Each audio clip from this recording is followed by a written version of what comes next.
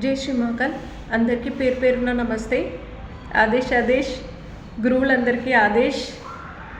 ఇప్పుడు ఇవాళ ఒక చిన్న టాపిక్, స్ట్రాంగెస్ట్ టాపిక్ డ్రింక్ గురించి, ఆల్కహాల్ గురించి. లైఫ్ ఎలా స్పాయిల్ అవుతుంది, దాన్ని ఓవర్కమ్ అవుతే ఎంత పాజిటివ్ లైఫ్ ఉంటుంది, వైన్ షాప్స్కి ఎట్లా మంచి, ఈ పబ్లిక్కి ఎలా మంచి. మెయిన్ వైన్ షాప్లో ఎక్కడైనా సరే, బార్ అండ్ రెస్టారెంట్లో అయినా ఏదైనా ఆల్కహాల్ ఏదైతే ఉందో అది అక్కడ కూర్చొని తాగే ఫెసిలిటీ మన వైన్ షాప్స్లలో ఉండదు. కూర్చొని తాగేది అలా ఉందనుకోండి, ఇక్కడ జనాలకి వచ్చే ప్రాబ్లమ్స్. కూర్చొని తాగుతున్నారు, కంటిన్యూగా ఎంతైతే సంపాదించుకుంటారో, డైలీ వేజెస్ వాళ్ళైనా సరే ఎంతైతే సంపాదిస్తారో అంత ఆల్మోస్ట్ దానికి ఖర్చు అవుతుంది. ఖర్చు అయిందా, వైఫ్ అండ్ హస్బెండ్ ఈ పిల్లల్ని ఎట్లా చూసుకునేది, భార్య పిల్లల్ని ఎట్లా చూసుకునేది, వాళ్ళ ఈఎంఐస్ ఎట్లా పోతాయి, మొత్తం ఖర్చు అంతా ఆడనే పెడుతుంటే. సో లైఫ్ మీద దెబ్బ పడ్డది కదా ఫైనాన్షియల్గా. సెకండ్ థింగ్, వైన్ షాప్లో మంచిగా తాగి ఇంటికి పోయిండు అనుకుందాం. పోయే దారిలో సరిగ్గా తాగో తడిపో సడన్గా తాగి స్టార్ట్ అయ్యిండు, రోడ్డు మీద ఏదైనా ప్రాబ్లం వచ్చింది, ఏదైనా యాక్సిడెంట్ అయింది, ఇతనికైనా ప్రాబ్లమే, అవతల మనిషికి అయినా కానీ ప్రాబ్లమే, ఎవరి లైఫ్కైనా ప్రాబ్లమే. థర్డ్ థింగ్, మంచిగా తాగి బయటకు పోతుంటే డ్రింక్ అండ్ డ్రైవ్ పోలీసు వాళ్ళు పట్టుకున్నారు అనుకుందాం, ట్రాఫిక్ వాళ్ళు చాలానే ఇస్తారు. ఎంత వేస్తారో తెలియదు. అప్పుడు మన జోబుకి చిల్లుపడ్డట్టే, ఎక్స్ట్రా మనీ ఖర్చు అయినట్టే. ఫోర్త్ థింగ్, వీళ్ళు తాగి ఇంటికి పోయిండ్రు అనుకోండి, వైఫ్ వెయిట్ చేసుకుంటుంటుంది, పిల్లలు వెయిట్ చేసుకుంటుంటారు. ఒకవేళ పెళ్ళి కానీ అబ్బాయిలు అయితే తల్లిదండ్రులు వెయిట్ చేసుకుంటుంటారు. అక్కడ ఎమోషనల్గా ఇబ్బందులే కదా. పెళ్ళి కానీ అబ్బాయి ఇంటికి పోయిండు తాగేసి అంటే అమ్మ నాన్న చాలా బాధపడతారు. ఏంది కొడుకు మొత్తం చెడిపోయినట్టు అయ్యిండు. క్యారెక్టర్ పాడు కాదు, తాగినంత మాత్రాన క్యారెక్టర్ పాడు కాదు, కానీ ఫ్యామిలీ మీద కొంచెం ఫైనాన్షియల్గా ఎఫెక్ట్ పడుతుంది, ఎమోషనల్గా ఎఫెక్ట్ పడుతుంది. అంటే కమ్యూనికేట్ అవ్వలేము, మన వాళ్ళతో మనం స్పెండ్ చేసే టైం మనకు ఉండదు తాగిపోతే. అదే పెళ్ళి అయిన జెంట్ ఎవరైతే ఉన్నారో మంచి తాగేసి ఇంటికి పోయిండు అనుకుందాం, ఇటు పిల్లలు వెయిట్ చేస్తారు కదా. కన్నా పిల్లలు మాత్రం తండ్రి వస్తాడేమో, మాట్లాడతారేమో, మనతో కూర్చొని మనకున్న ప్రాబ్లమ్స్ ఏదైతే స్కూల్లో జరిగినవైనా సరే, పిల్లల ఏజ్ని బట్టి ఏదైతే తండ్రికి చెప్పుకోవాలి అనేసి వాళ్ళు వెయిట్ చేస్తుంటారో, ఇది మాత్రం ఈ తండ్రి ఆ రెస్పాన్సిబిలిటీ చూపించలేకపోతాడు కదా పిల్లల విషయంలో. ఈ ప్రభుత్వాలకు ఇంకా ఏంటంటే ఆ లోపల ఆ గిల్టీనెస్ కూడా ఉంటుంది. అరే నేను తాగిపోయినా కదా, పిల్లలు ఏమన్నా అనుకుంటారేమో, అట్లా కూడా తండ్రి వాళ్ళకి ఫేస్ చూపించలేకపోతాడు. ఇంక రాగానే ఇంకొకటి, బాగా తాగి ఇంటికి పోయేసరికి ఇల్లు మొత్తం లోడ్ అయి ఉంటుంది కదా, లోపల కడుపులో తాగిందంతా పోయి వామిట్ చేసుకోవడము, పోయి మంచిగా నిద్రపోవడము. మొత్తానికైతే కనీసం వైఫ్తో కూర్చొని ఒక 10-15 నిమిషాలు బోన్ చేసుకుంటూ మాట్లాడేంత కెపాసిటీ కూడా వీళ్ళకు ఉండదు. సో కమ్యూనికేషన్ గ్యాప్ వచ్చేస్తుంది, ఫ్యామిలీలో మిస్అండర్స్టాండింగ్స్ జరుగుతాయి, ఇంకో ఆల్మోస్ట్ బ్యాడే. ఇంకా తాగి కొంతమంది అయితే ఆస్తులు అమ్మేసుకునేటోళ్ళు ఉన్నారు. హెల్త్ కండిషన్స్ ఇబ్బంది పడి వచ్చే 60 years కానీ 70-80 years కానీ తొందరగా డయాబెటిక్ పేషెంట్స్ అయ్యో ఏదో ఒకటి ఇబ్బందులు స్టార్ట్ అవుతున్నాయి. ఇవన్నీ ఓవర్కమ్ అవ్వాలి అంటే మన వైన్ షాప్స్లలో కూర్చొని తాగే ఫెసిలిటీ ఉండదు.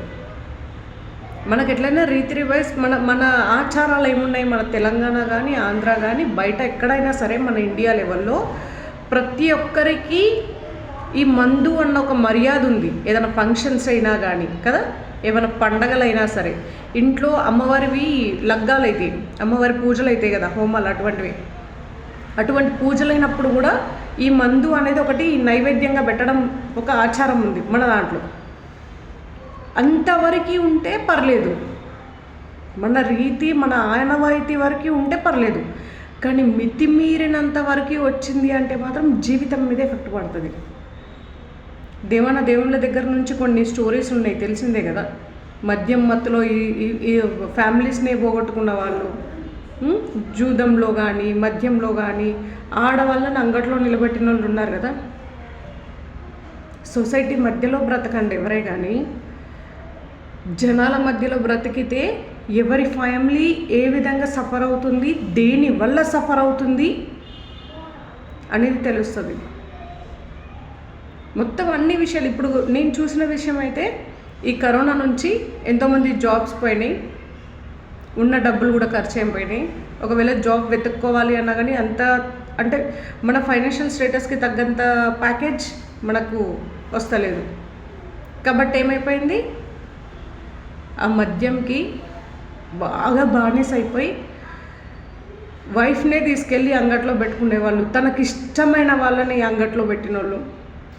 ఆడపిల్లలవి ఫొటోస్ కానీ మార్కింగ్స్ కానీ చేసి వాళ్ళు, అంటే దేవుడి ఏంటంటే ప్రతి ఒక్క అన్నదమ్ముళ్ళు అంత చెడు ఉండరు కదా, మొత్తం 100కి 100% అందరు చెడు కాదు కదా.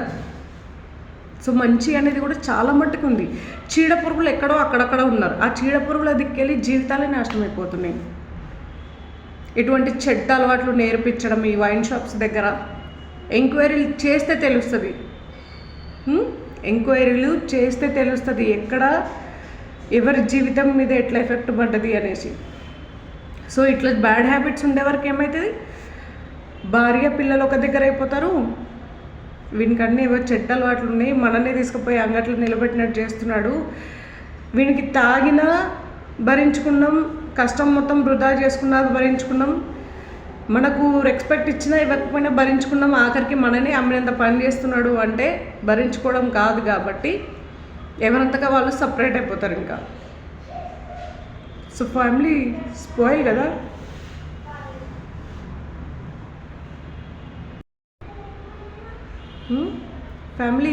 వాళ్ళ ఫ్యామిలీ ఆల్మోస్ట్ ఇంకా చెల్లాచెదరు అయిపోయినట్టే కదా. కాబట్టి మితి మీరొద్దు. కాబట్టి ఈ వైన్ షాప్స్ దగ్గర తాగడం అన్న ఒక ఫెసిలిటీ ఉండదు. ఇక దీనివల్ల వైన్ షాప్స్కి ఎటువంటి బెనిఫిట్ మీరు అనుకుంటున్నారు, సరే తాగకపోతే అంటే ఆడ కూర్చొని తాగకపోతే ఇంకా వీళ్ళకి అసలు కాలేదు దందేం నడుస్తుంది అనుకుంటుండొచ్చు. కానీ ఎందుకు నడవది, ఇంటి అక్కడ నుంచి పెద్ద పెద్ద ఏమంటారు, పెద్ద పెద్ద ఉంటాయి కదా ప్యాకెట్స్, అంటే సీసాల డబ్బాలు ఏవైతే ఉంటాయో అవన్నీ పోతూనే ఉంటాయి కదా. బోనాల టైంకి కానీ ఏదైనా దావతులు ఉంటే కానీ పోతూనే ఉంటాయి కదా. కొనుక్కోకుండా ఎక్కడ పోతున్నారు, దందెందుకు నడుస్తలేదు? ఇంత జనాలు వీడియోలలో అన్నిట్లలో చూస్తున్నాం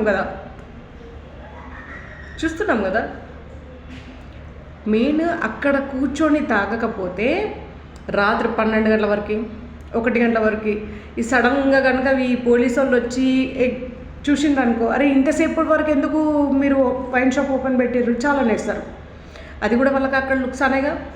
సెకండ్ థింగ్, ఎవరికన్నా సడన్గా ఏమన్నా అయ్యింది, గొడవనే అయ్యింది అనుకుందాం, వైన్ షాప్స్ దగ్గర కొట్టుకొని ఏదన్నా ఒకటి ఇబ్బంది అయ్యింది తాగిన మత్తులో, అది కూడా వీళ్ళ మీద ఎఫెక్ట్ పడుతుందిగా. వీళ్ళకి టెన్షనే కదా, పలానా వైన్ షాప్స్ దగ్గర పలానా దగ్గర ఇట్లా జరుగుతున్నదని. మీకు ఎవరైతే వైన్ షాప్ రన్ చేస్తారో వాళ్ళకు కూడా టెన్షనే కదా. ఎవరింటికి వాళ్ళు తీసుకొని పోయినారు అనుకో, వాళ్ళ ఇండ్లలో తాగుతారో వామిట్లే చేసుకుంటారో వాళ్ళు కొట్లాడుకుంటారో, వాళ్ళ ఇంటి సంగతి వాళ్ళ ఇంటికి. కానీ వైన్ షాప్కి అయితే ప్రాబ్లం ఉండదుగా. ఇంకా థర్డ్ థింగ్, ఇంకా వాళ్ళ ఎక్స్పెన్సెస్. ఇక్కడ కూర్చొని తాగే ఫెసిలిటీ ఉండడం వల్ల అక్కడ వర్క్ చేసే వర్కర్స్కి మనీ పే చేయాలా, పేమెంట్స్ ఇచ్చుకోవాలా, ఆ స్పేస్ ఏదైతే రెంట్కి తీసుకుంటారో ఆ స్పేస్కి రెంట్ ఇవ్వాలా, ఆ మెయింటెనెన్స్కి ఎక్స్పెన్సెస్ పెట్టుకోవాలా, దానికి ఒక ఐటీస్ పెట్టుకోవాలా, ఇవన్నీ ఖర్చులేగా ఎక్స్ట్రాగా. అదే నార్మల్గా టేక్ అవే ఉంటే మీది ఏదైతే నార్మల్ షాప్ ఉంటుందో ఆ షాప్లోకి వెళ్ళి మంచిగా అన్నీ ఎట్లయితే చికెన్ షాప్లో కొనుక్కుంటారో, చికెన్ షాప్లో మటన్ షాప్లో అన్నీ ఎట్లయితే కొనుక్కొని వెళ్ళిపోతారో, వాళ్ళ ఇంటికి వెళ్ళి ప్రిపేర్ చేసుకుంటారో, ఈ షాప్లో కూడా అట్లనే కొనుక్కొని పోతారు. మీకు ఇంత బర్డెన్ ఉండదు కదా.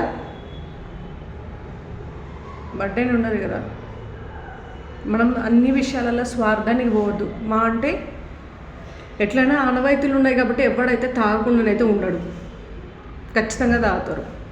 అక్కడ దందకు లుక్సాన్ అయ్యేది ఏం లేదు. ఇంకొక విషయం, మనం కరోడ్లు సంపాదించి కోట్లు సంపాదించుకొని కూడబెట్టినంత మాత్రాన రేపటి రోజులు పిల్లలు ఏ విధంగా అది ఆ సంపాదించిన సంపదను ఎట్లా మెయింటైన్ చేస్తారు, ఎట్లా మేనేజ్ చేస్తారో వాళ్ళకి తెలియదు. మొత్తానికి మొత్తం అప్పులల్లో కూడా పోసుకోవచ్చు. మొత్తానికి మొత్తం ఏమంటారు, కనీసం వాళ్ళు సరిగ్గా అన్ని విధాలా వాళ్ళు మేనేజ్ చేసుకొని మీ ఆస్తిపాస్తులన్నీ అట్లా తరతరాలు ఇస్తారు. కానీ మీరు సంపాదించిన దానికి మీ మనమణుల కన్నా తెలుస్తుందా? మీ గ్రాండ్ సన్స్, అరే మా తాత ఇట్లా సంపాదించి పెట్టిండు మాకు పలానోళ్ళు, కనీసం మీ పేరన్నా మీ మనమణులకు తెలుస్తుందా? మీరు ఇంత కష్టపడి సంపాదించి పెడుతున్నారుగా. సో మనకి జీవితానికి కావాల్సింది ఏంటి? కడుపు నిండా మంచి హెల్తీ ఫుడ్, ఒంటికి వేసుకోవడానికి బట్ట, నిలువ నీడ, చాలు. ఈ భూమి మీద బ్రతకడానికి అది చాలు. అతిగా సంపాదించుకుంటే కూడా టెన్షన్స్ ఎక్కువైపోతుంది. కాబట్టి సాధ్యమైనంత వరకు లిమిట్లో వచ్చిన దానికే బెటర్. మరీ అంత లుక్సాన్ ఏం పడదు ఈ టేక్ అవే పెట్టినంత మాత్రాన. జనాలు చాలా మట్టుకి మారాలి, జనాలే మారాలి. ఎవరేం మార్చనీకి రారు, మన జనాలే మారాలి. ఫ్యామిలీ కోసం మగవాళ్ళు మారాలి, సొసైటీ కోసం వైన్ షాప్స్ వాళ్ళు మారాలి, ఈవెన్ గవర్నమెంట్ కూడా మారాలి. గవర్నమెంట్ మారాలంటే ఎవరికో ఓట్లు వేయండి, వాళ్ళకి వేయండి, వీళ్ళకి వేయండి అని చెప్తలేను. అందరి మంచి కోరుకోవాలి, మన స్వార్థం కాదు. సొసైటీలో అందరూ బాగుంటేనే ఆ మంచి మన వరకు మంచి అయ్యి వస్తుంది. వేరే ఎవరికో ప్రాబ్లం వచ్చిందనుకో వాళ్ళు ఏడుస్తూ ఉంటారు. వాళ్ళని చూసి మనకు కూడా ఆ నెగిటివ్ సెన్స్ అనేది తగులుతుంది. మన మూడ్ స్వింగ్స్ కూడా మారుతాయి. ఎవరన్నా బాధపడుతున్న వాళ్ళని మనం చూసినాం అనుకో మనకు కూడా మనసులో కొంచెం బాధ అనేది అది ఎఫెక్ట్ అవుతుంది. సో మన చుట్టూ నవ్వుతూ ఉన్న వాళ్ళు ఎవరన్నా నవ్వుకుంటూ కనబడ్డారు అనుకో మీ ఫేస్ మీద ఆటోమేటిక్ స్మైల్ వస్తుంది కదా. అదేవిధంగా మన చుట్టూ ఉన్న జనం గురించి మనం మంచి ఆలోచిస్తే ఆ మంచి మనకు కూడా ఎఫెక్ట్ అవుతుంది. చలో, ఇట్లు మీ శ్రేయోభిలాషి. నా వీడియోని లైక్ చేయండి, షేర్ చేయండి, సబ్స్క్రైబ్ చేసుకోండి అండ్ కమెంట్ చేయడం మర్చిపోవద్దు. చాలా మట్టుకు ఈ వీడియోని షేర్ చేయండి ప్లీజ్, షేర్ చేయండి. షేర్ చేస్తే దేవుడిదైతే ఈ ఫెసిలిటీ కనుక స్టార్ట్ అయిందనుకోండి ఎన్నో బెనిఫిట్స్ ఉంటాయి. చాలా మటుకు ఫెసిలిటీ ఇది చేంజ్ అవ్వాలి. వైన్ షాప్స్లలో టేక్ అవే అనేది అందరికీ మంచే కదా, అందరికీ మంచే. అందరి గురించి మంచే చెప్తున్నా, ఎవరికి చెడు కోరింది లేదు. ఇక్కడ వైన్ షాప్స్ వాళ్ళు కూడా లుక్సాన్ కావాలని నేను చెప్పలే. ఇక్కడ ఎవరైతే యూజ్ చేస్తున్నారో వాళ్ళు లుక్సాన్ కావాలని కూడా నేను చెప్పలే. కొన్నిటికి లిమిట్ క్రాస్ అవ్వద్దు. అందరూ బాగుండాలని కోరుకుందాం. చలో, జై శ్రీ మహాకాల్. ఆదేశ్ ఆదేశ్.